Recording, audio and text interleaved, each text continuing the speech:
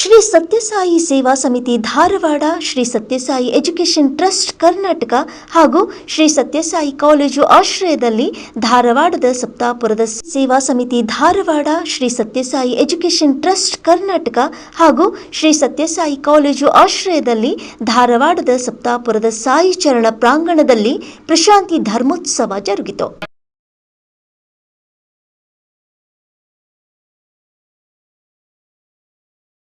ಭಗವಾನ್ ಶ್ರೀ ಸತ್ಯಸಾಯಿ ಬಾಬಾ ಅವರು ಇಲ್ಲಿ ಬಂದು ಭಕ್ತಾದಿಗಳಿಗೆ ಆಶೀರ್ವಾದ ಮಾಡಿದ 52ನೇ ವರ್ಷದ ನೆನಪಿಗಾಗಿ ಪ್ರಶಾಂತಿ ಧರ್ಮೋತ್ಸವ ಪ್ರತಿ ವರ್ಷ ಇಲ್ಲಿ ಸರ್ವ ಭಕ್ತರ ಪಾಲ್ಗೊಂಡು ಶ್ರದ್ಧಾ ಭಕ್ತಿಯಿಂದ ನೆರವೇರಿತು.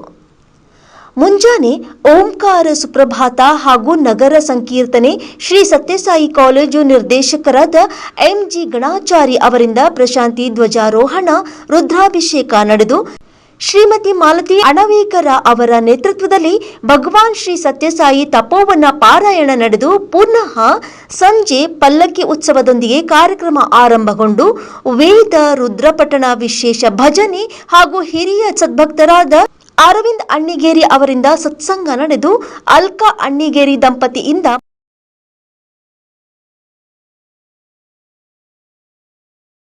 ಕಾರ್ಯಕ್ರಮದಲ್ಲಿ ಡಾಕ್ಟರ್ ರಾಜು ರೋಖಡೆ ಸಂಚಾಲಕರು ಧಾರವಾಡ ಸಮಿತಿ ನಿರೂಪಿಸಿದ್ರು.